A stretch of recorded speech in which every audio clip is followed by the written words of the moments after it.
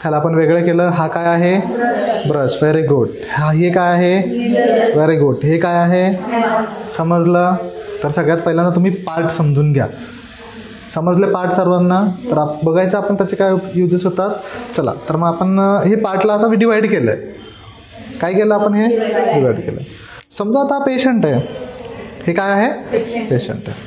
तर मग समजा पेशंटला सपोज ह्या ठिकाणी जखम आहे. थोडं पडून घे ना मुस्कान इथून, म्हणजे हे पूर्ण लेग घे. समजा ह्या ठिकाणी काय आहे? जखम आहे. समजा ह्या ठिकाणी जखम आहे किंवा ह्या ठिकाणी जखम आहे. जखमेच्या थोडंसं वरच्या बाजूला आपण काय करायचं? ह्याच्याने टॅप करायचं आहे.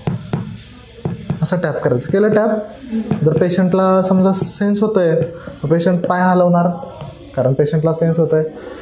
आणि समजा पेशंटला आपण किती जरी टॅप केलं, पेशंट काहीच मुवमेंट करणार नाही. म्हणजे काय? पेशंटला सेन्स होणार नाही. इथं टॅपिंग करायचं.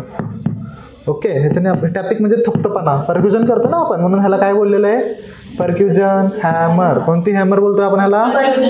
Very good. आता इथं समजा इथं पेशंटला जखम आहे, तर आपल्याला चेक करायचं इथून पूर्ण सेन्स होत आहेत का पेशंटला, म्हणजे जाणवत आहे का पेशंटला, का नर्व्स लॉस आहेत. कारण की आपल्या बॉडीमध्ये इथून ते पूर्ण ठिकाणी काय असतात? नर्व्ज असतात. आणि इथं नर्व्ज आहेत. आता फॉर एक्झाम्पल आता माझा हात आहे, बरोबर. आता समजा ह्या ठिकाणी मी टॅप केलं तर मला लागणार, मला फील होणार. का फील झालं? की इथं नर्व सप्लाय आहे. आणि समजा जर अनफॉर्चुनेटली इधर यहाँ पे अगर नर्व सप्लाई बंद हो गया तो मुझे सेंस होगा क्या? नहीं होगा. ये बात समझ में आया? और एक एग्जांपल देता हूँ. जो पैरालिसिस के पेशेंट होते हैं, ये पूर्ण निकामी होता है, पूर्ण निकामी होता है. इथं तुम्ही किती जरी मारलं तरी पेशंटला समजणार का? नाही. का समजणार नाही?